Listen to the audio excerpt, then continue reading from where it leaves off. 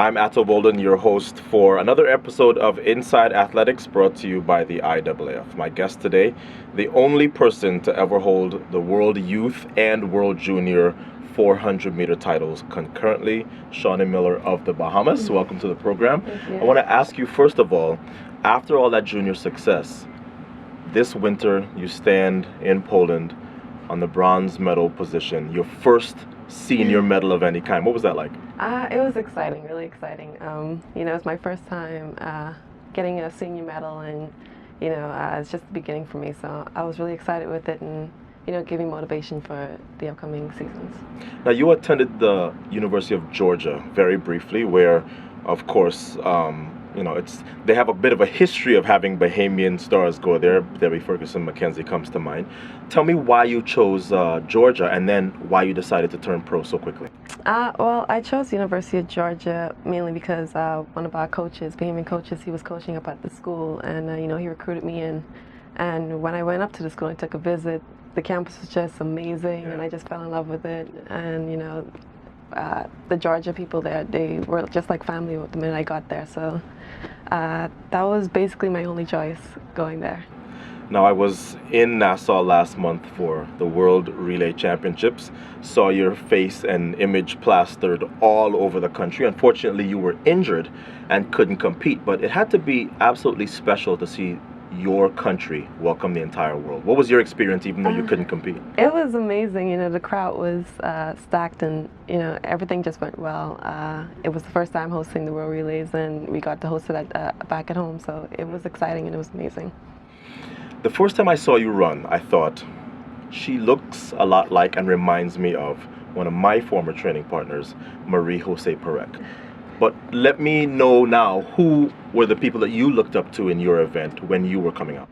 She was one of those I looked up to, and I got the opportunity to meet her in France as well. But you're a little taller than she is, maybe. I'm not sure. I don't know. Maybe the same. I may have grew a bit. Yeah. But her, Michael Johnson, people like those that I looked up to growing up.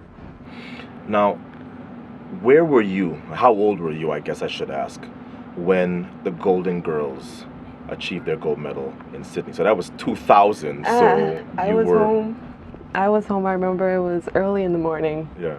And just about the entire country was up watching the event, and I just remember watching the race, and right afterwards, everyone just came out of their houses and we were just celebrating in the streets, and it's just a great experience for all of us. And your 200-meter running, I think, is very noteworthy. You've run 22.4 for a personal best.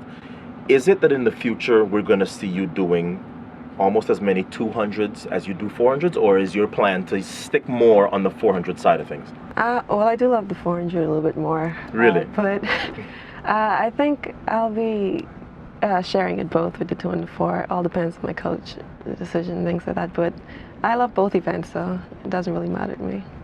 Now, there are a lot of young phenoms, and I consider yourself certainly one of those in the junior ranks.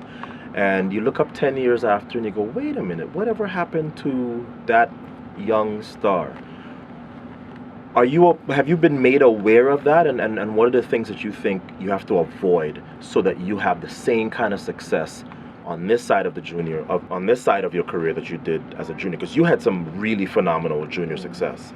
Well, yeah, I've been aware of it. But I had people come and speak to me, and things that people like Debbie Ferguson, know, she's had a awesome career, and she always gives us advice and things like that, and she's just basically telling us to stay healthy, continue to work hard, and keep focused and things like that, and hopefully things will work out fine. Now, you said you prefer the 400 to the 200. I don't often hear that, even by people who run both. What is it that you love so much about that 400? I really can't tell you, it's just so much different things. I do not like the pain after it, but running the race, it's just, you have so much time to do so many things, I always tell people that on the backstretch, I think that's the most time I ever think in my life, on the backstretch. And see, people don't think that track athletes think during the races, and there you are confessing to having backstretch thoughts. Give me an example of some of the things you think about Not even halfway through a quarter You mile. wouldn't believe it, but it's some of the most randomest set of things. Did I leave the iron on?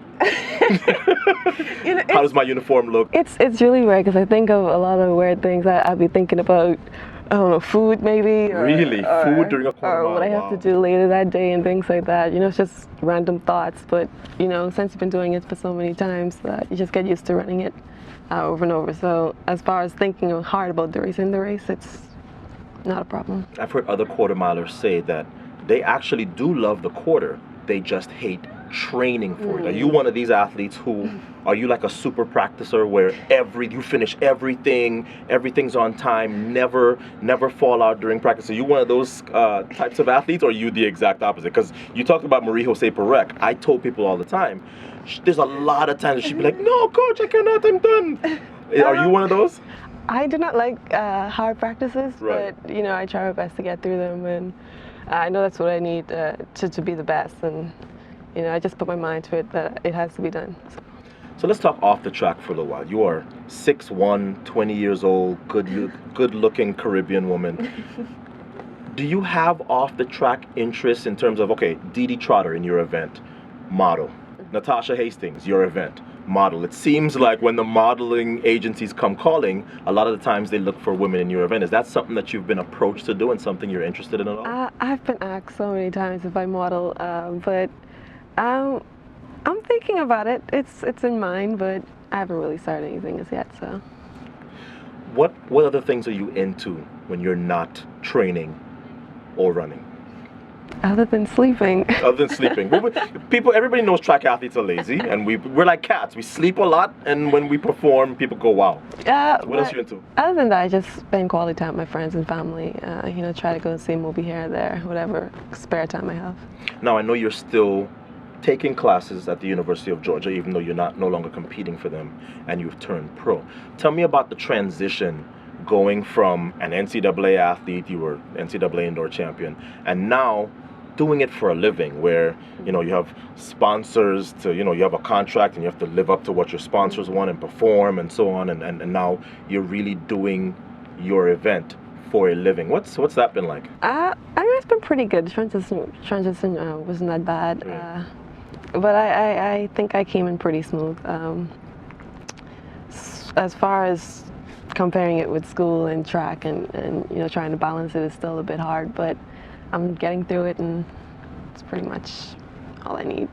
Being in Nassau for the World Relay Championships, I really got a sense of, you know, I know this because I traveled in the Caribbean, but maybe for the first time, people really got a sense of, wow, these Bahamians are just as track and field crazy as the Jamaicans. During that 4x4, I thought that was the loudest noise that I've heard certainly since London. What could you tell people about why track and field is so popular in the Bahamas? Has it always been that way, or is it since 2000? Where's that come about? I think it's always been popular in the Bahamas. Growing up, you know, we had a lot of support by the track and everything else. So I think that as far as supporting the sport, the Bahamians did a pretty good job.